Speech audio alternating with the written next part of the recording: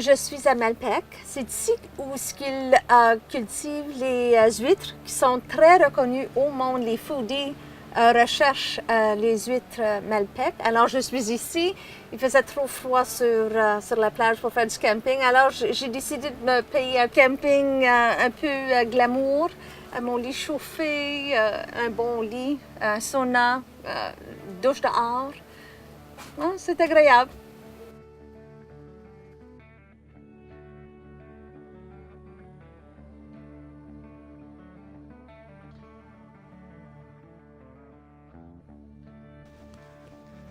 Là, je suis en train de faire l'affaire que je pourrais faire de la cuisine dehors.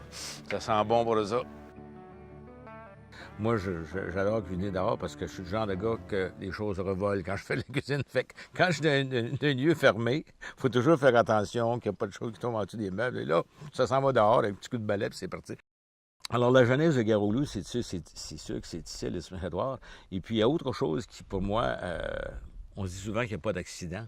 Je m'apprête à faire un nouvel album avec Rémi Arsenault, qui est le neveu d'Angèle Arsenault. Je marchais comme un vieux chat dans la nuit. Dans les années 70, quand on était assis en trio avec Marc, mon frère, puis notre ami Émile Lefebvre, on jouait en trio et puis on faisait de la musique acoustique. C'est là qu'on a découvert le folklore, puis des chansons comme La Belle Françoise à la Clairefontaine.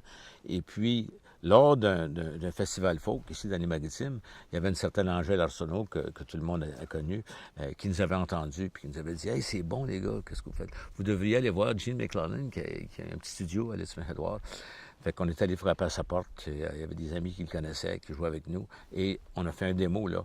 Et puis, c'est là qu'on est parti pour aller magasiner notre démo à Montréal. Puis l'album en a suivi quelques temps après.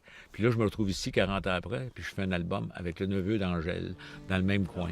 Il y a quelque chose que je comprends pas. Mais je pense qu'il était peut-être prédestiné. Chanter à la lune, c'est toi que je lui promis.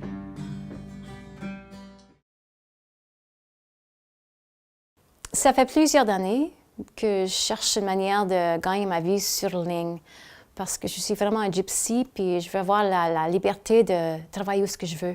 Cet hiver, je vais commencer à créer des livres et des cours pour enseigner les gens, les femmes, comment créer leurs propres produits naturels pour la peau, pour les dents, toutes les choses qu'on a besoin de prendre soin de notre corps.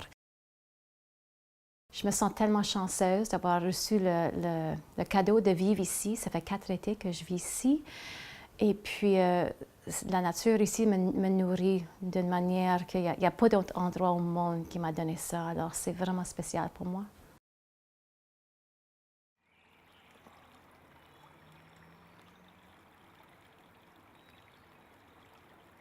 Mes plans pour aller en Espagne pour la 3e fois vont se réaliser bientôt. Je vais partir de Séville, puis je veux me rendre à Santiago. Alors, c'est super génial. Puis après ça, je vais aller voir mon amoureux à Barcelone. J'étais encore à me demander si je vais amener ma tente ou pas. Je me suis acheté une tente qui n'est pas lourde, qui pèse seulement qu'1 kilogramme. C'est une tente qui est bâtie spécialement pour que ce soit mes piquets de marche qui font les piquets.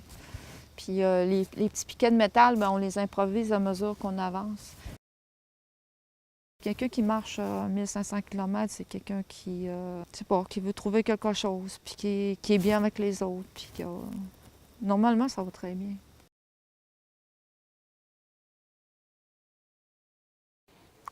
J'ai même entendu que maintenant, il y a de plus en plus de gens vont dans la forêt pour leur bien-être, partout dans le monde. Shinrin Yoku est une expression japonaise qu'on traduit en français par bain de forêt. C'est pas une question de faire de l'exercice, mais c'est une question d'explorer la forêt à travers tous ses sens. C'est une question de ralentir la vitesse à laquelle son cerveau fonctionne, à laquelle les neurones envoient des impulsions, et puis de faire de ça presque une méditation en faisant appel à tous les sens. Shinrin Yoku, c'est aussi parler avec les êtres de la forêt, tous les êtres qui sont là. Que ce soit les arbres, que ce soit la mousse, que ce soit les animaux qu'on peut rencontrer, que ce soit les rochers. Donc, après avoir passé environ 1 an à l'île du Prince-Édouard, lorsque je retourne à Montréal, j'adore la ville, j'adore l'effervescence, j'adore la diversité, j'adore tout comme le vibe de la ville de Montréal. J'aime vraiment ça, sauf qu'on dirait que tout le monde est pressé, puis tout le monde a quelque part à aller, puis personne ne prend vraiment le temps. Tandis qu'ici, dans les Maritimes, c'est un rythme qui est beaucoup plus lent. Donc, je suis toujours heureuse de revenir ici. Pour moi, c'est beaucoup, avec mon métier d'enseignante, j'ai beaucoup de tension et de stress dans ma vie au quotidien. Mon travail prend comme beaucoup de place. On dirait que ça peut jamais vraiment te quitter à 100%. Donc, le fait d'aller en forêt, on dirait que mon anxiété puis mon stress diminue énormément. Ça me permet d'être dans le moment présent, dans le fond, puis de ne pas penser à tout ce qui se passe à l'école, puis comme de vraiment laisser tout ça, tu sais, les parents, puis tous les problèmes de l'école derrière, puis de vraiment être dans le moment présent, puis juste de contempler.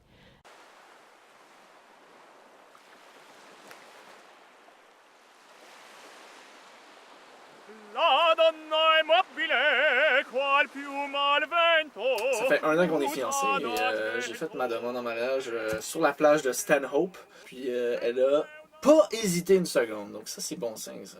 C'est bon signe. Je pense que oui. Ouais. On va être mariés l'année prochaine au Cimbria, c'est proche à Rustico, île de Prince-Édouard. Et j'ai choisi cette place parce que c'est beau, mais aussi c'est une place plus française sur l'île. Il y a les comptoirs, les barns, et on va être un demi-anglais, un demi-français.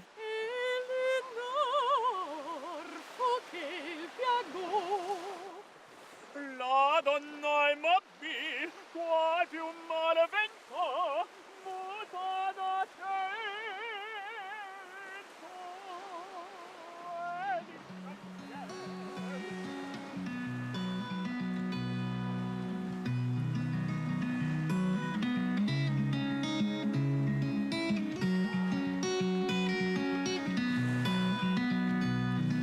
Bien, après ce festin, évidemment, il va falloir digérer. Puis pour le faire, je pense que je vais appeler mon ami Parks, il va porter son accordéon, je vais sortir avec la guitare, puis on va se faire une petite soirée de chansons.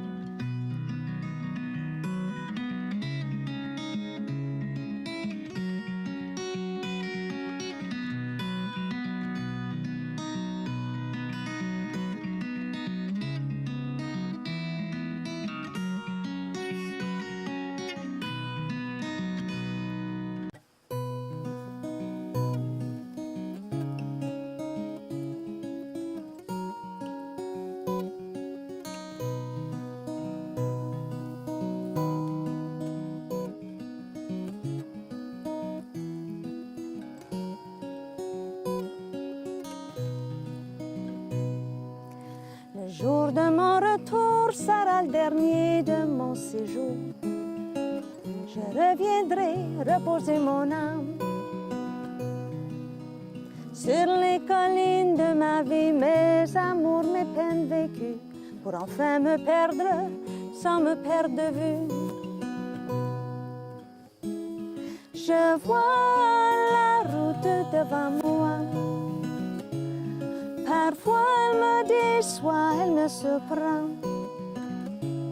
Souvent je suis heureuse, je suis émue. Je crois mon cœur sans avoir peur peut se perdre sans se perdre de vue.